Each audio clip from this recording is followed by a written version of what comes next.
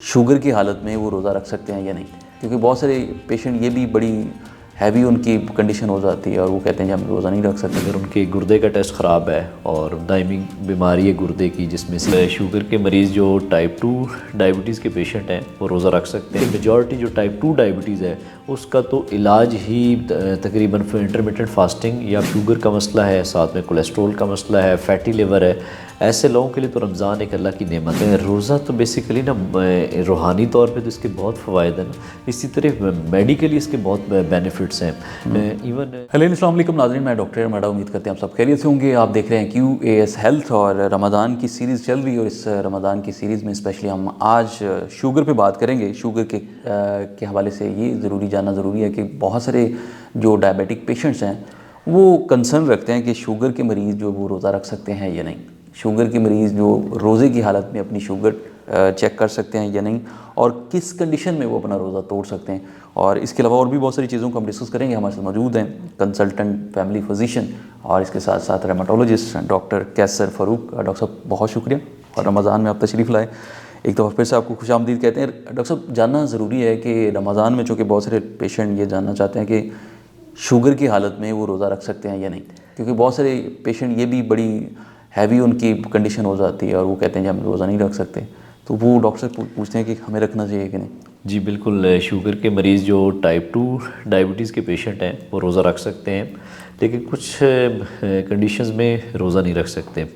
Like अगर उनके गुर्दे का टेस्ट ख़राब है और दायमी बीमारी है गुर्दे की, जिसमें CKD होती है, उसमें अगर ये 3 स्टेज से ज़्यादा है जिसमें गुर्दे का टेस्ट ख़राब है, तो फिर हम मना करते हैं कि वो रमज़ान के रोज़े से अवॉइड करें। इसके अलावा हमल है और प्रेगनेंसी के साथ शुगर है तो उसमें भी मना की, जिसे हम जेस्टेशनल डायबिटीज़ कहते हैं। इसके अलावा अगर कोई शुगर जिसकी लो जा रही हो, हाइपोग्लाइसीमिया के सिम्टम्स बहुत ज़्यादा आते हो या शुगर का पता ही नहीं चलता हो उनकी लो जा रही है, या कंट्रोल बहुत अच्छा ना हो, तो उनमें भी कुछ कंडीशंस में तो मना किया जाता है। लेकिन मेजॉरिटी जो टाइप 2 डायबिटीज़ है उसका तो इलाज ही तकरीबन इंटरमिटेंट फास्टिंग या फिर ये फास्टिंग उसका बेस्ट इलाज है, क्योंकि उसमें इंसुलिन की ज़्यादती हो जाती है और उसके रोज़ा रखने से ऐसे मरीज़ों को ज़्यादा बेनिफिट मिलता है। उल्टा उनकी तो दवाइयाँ भी कम हो सकती हैं अगर वो प्रॉपर सही तरीके से रोज़े रखें और ख़ुराक पे अमल करें। आपने डॉक्टर साहब बात की इंसुलिन वाले जो पेशेंट हैं वो रोज़ा रख सकते हैं? जी, बाकी इंसुलिन वाले पेशेंट रख सकते हैं अगर उनके शुगर का लो होने का उनको पता चलता हो, और शुगर की दवाई एडजस्टमेंट के साथ रखना चाहिए।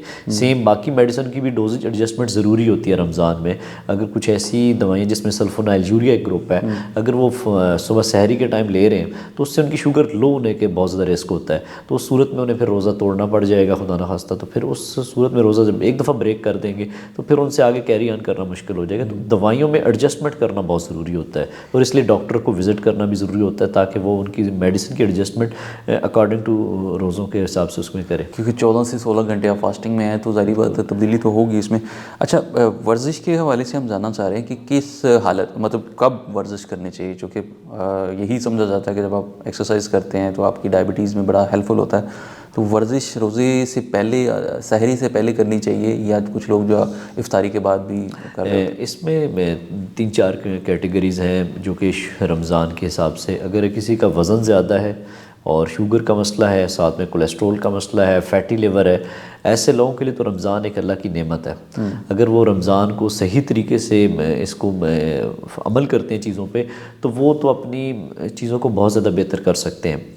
इसमें एक अगर आप इंसुलिन पर हैं और फिर तो आपको वर्जिश से अवॉइड करना चाहिए, क्योंकि उसका शुगर लो होने के इम्कान ज़्यादा होते हैं, या ऐसी मेडिसिन है जिनका हमने पहले जिक्र किया, अगर उसमें से कोई यूज़ कर रहे हैं तो उससे भी शुगर डाउन हो सकती है।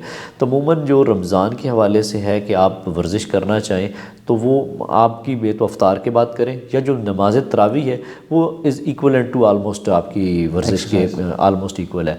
और बाकी अगर आपका वज़न ज़्यादा है तो फिर आप एंड पार्ट में करें, अफ्तार से पहले करें। उस टाइम आपकी जो फ़ैट बर्निंग होती है ना वो मैक्सिमम होती है और उससे आपका जो मोटापा है वो कम होने के बहुत ज़्यादा फ़ायदा उससे हो सकता है।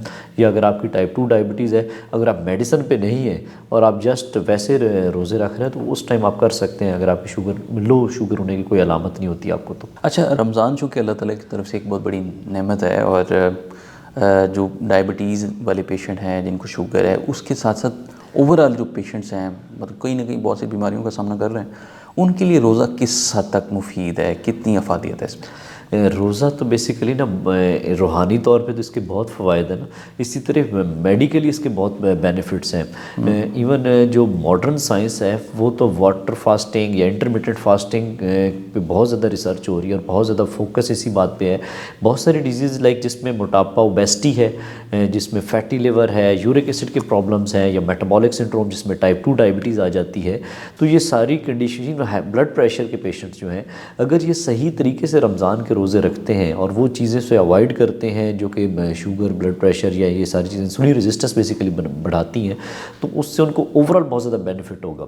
और ये बॉडी की डिटॉक्सिफिकेशन होती है रमज़ान में, आपकी ओवरऑल बॉडी में जो फाजिल मादे हैं वो चीज़ें सही हो जाती हैं।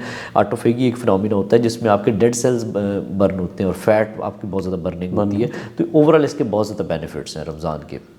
बहुत शुक्रिया जनाब। Well we have with us doctor Qaiser Farooq जो कि कंसल्टेंट फिजिशियन हैं और बता रहे थे कि शुगर किस तरह से आप उसको कंट्रोल कर सकते हैं रमज़ान के अंदर स्पेशली, और बहुत सारे ऐसे जो पेशेंट हैं शुगर के अलावा बहुत सारी जो दूसरी बीमारियां हैं उनमें रोज़ा किस हद तक वो मुफीद साबित हो सकता है।